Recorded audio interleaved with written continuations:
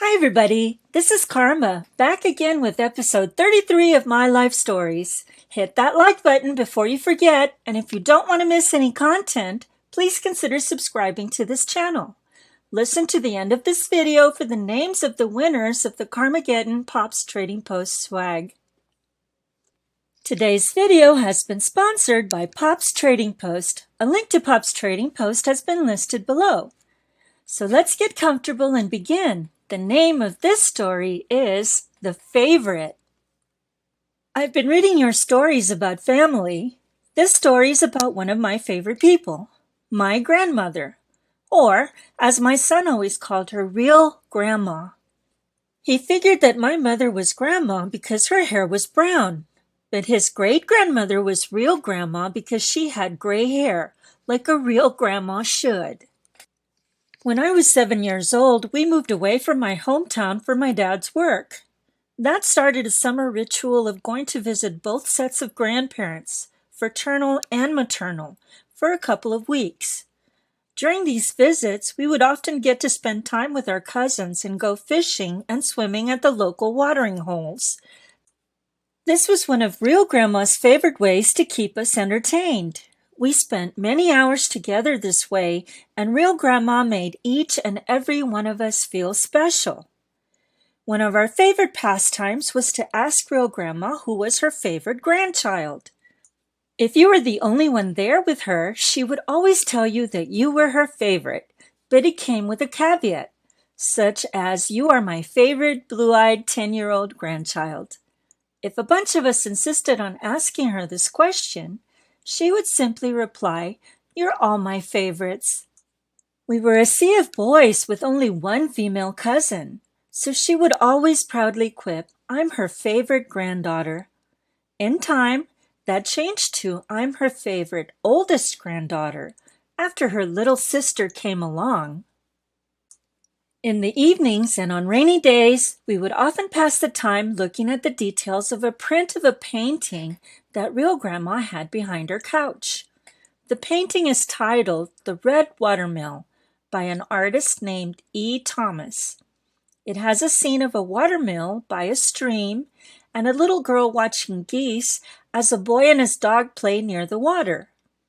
Real grandma would point out the brilliant colors and would help us make up stories about what was going on in the picture. One summer during one of our annual trips, I was sitting on the couch with real grandma. We were talking about one of the aunts that had passed away and how there was bickering going on between family members over her estate. Real grandma took the time to explain to me what this meant. I looked at her and told her I never ever wanted her to pass on, even though I knew better. I went on to tell her that I only wanted one thing when she passed away, and that was the watermill picture above her couch. She immediately got up, went, and got a pencil and pulled the painting from the wall and wrote my name in the back. Later on, I found out that real grandma had a habit of doing this with her things. She would write the name of the person she thought would like to have the item in case anything ever happened to her. The years went by, and as I grew into adulthood, I began a family of my own. My son had his opportunity to be one of real grandma's favorites, and was spoiled the only way a real grandma knows how. The watermill picture behind the couch became a part of entertaining him, as it had all the other grandchildren before him. Unfortunately, as with too many of our elderly, real grandma became a victim of Alzheimer's, and Alzheimer's took control of her life. My aunt, her oldest daughter, moved her close to her to take care of her. Over the next couple of years, the whole family struggled with real grandma's decline. Her vibrant and active mind struggled to remember her children, her grandchildren, and her friends. Family members learned not to correct her when she made a mistake, but to simply accept the "it was so nice to meet you" as we left from a visit. After real grandma had passed, my memories of the hours spent talking to her hit me full force. I called my cousin, real grandma's favorite oldest granddaughter, and we talked about how the watermelon picture had always been a focus of our conversations with her. We debated heatedly about who real grandma's favorite had really been. After I hung up with my cousin, I called my aunt and asked her what had happened to the watermelon picture. My heart sank when she told me it had been sold at an estate sale they had for the remainder of real grandma's possessions. She promised to ask my uncle, her husband, if he remembered the person who had bought it. Several weeks passed, and I had sort of given up hope that I would ever see the watermelon picture again. One evening after work, the phone rang. I answered the call and was surprised to hear it was my uncle. He informed me that a lady had bought the watermelon painting from them, and she had been on vacation and had just recently returned back home. He gave me her phone number so I could give her a call to confirm she still had it.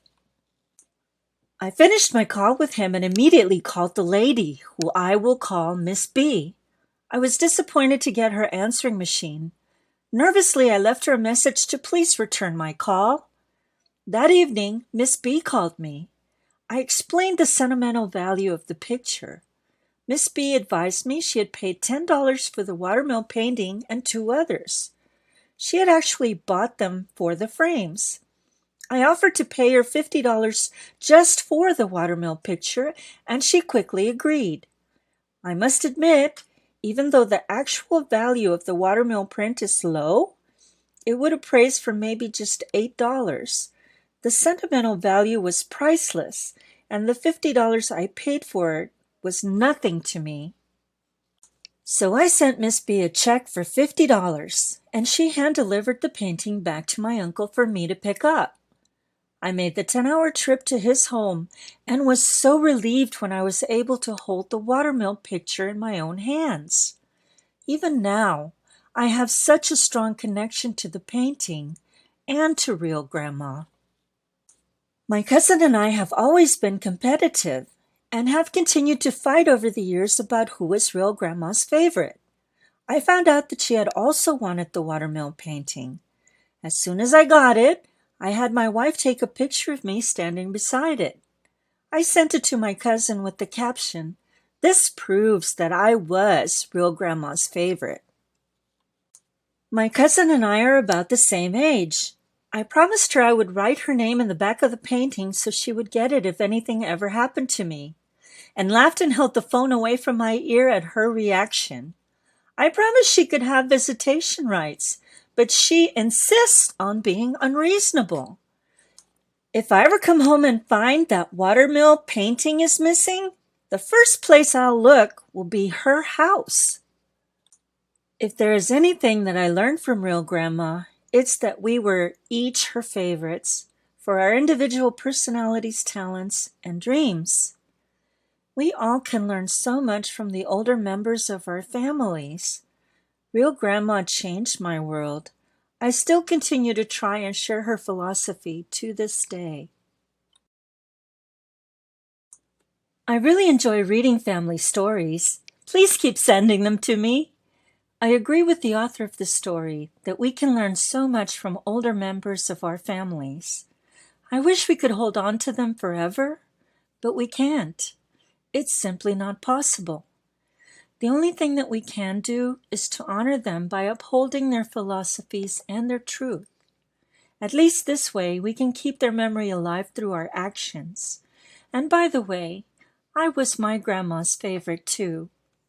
Let me know what your favorite activity is or was with your grandmother in the comment section, or please leave 3 heart emojis to show your appreciation to the author of the story.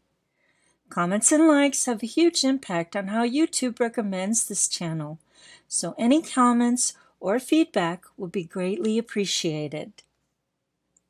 If you would like your story read on my channel, please submit your story to karma@karmagetin.com or post to u/Karmagetin on Reddit. All stories will be read anonymously with either initials, descriptions, or pseudonyms only. Thank you again, Pops Trading Post, for sponsoring this video. If you would like to place an order through Pops Trading Post, please use discount code Karmagetin, all caps, for a 20% discount at checkout. If you like this video, please hit that like button. Feel free to share with anyone and subscribe to support my channel. Hit the bell icon to not miss any future stories that come out. You can also find me on Facebook, Instagram, and Twitter. Pops and I decided we would draw 4 names for the Pops or Karmagetin swag. The winners are Betty Summers Pearl, Connie Shira, Elise Marzella, and Fro Johnston. Winners, please message or email me at karma@karmageddon.com for instructions to claim your prize. And that's my video for today. I hope you enjoyed it. Remember, do something nice today. Help me change the world. It's not their turn, it's my turn to shine. Like the rays of the sunlight reaching out my arms. See you next Tuesday. I'm glad things are going back to normal and we can get on with our lives. But with so many people hurting from this pandemic, please remember to be nice. As you get back on your feet, remember there are lots of charities that still need your help. They're hurting right now too, so your support means more now than ever. Please continue to wash your hands and maintain social distancing as a precaution. Have a terrific day and night, and I will see you later.